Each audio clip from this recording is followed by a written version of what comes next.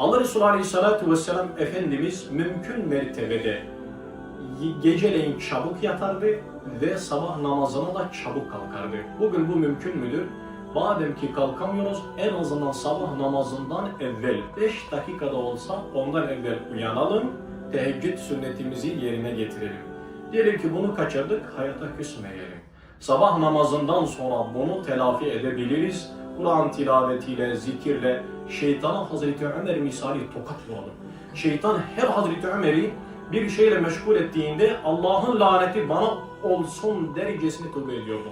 Ben Ömer'i Allah'ın zikrinden, ibadetinden alıkoydukça o daha çok Allah'a yaklaşıyor. Yeryüzünde böyle bir adam yok. Düşünün, şeytanın tuzağına düşen adam daha çok Allah'a yaklaşıyor. Çünkü Hazreti Ömer kendini cezalandırıyor. Allah'a daha çok yaklaşma adına.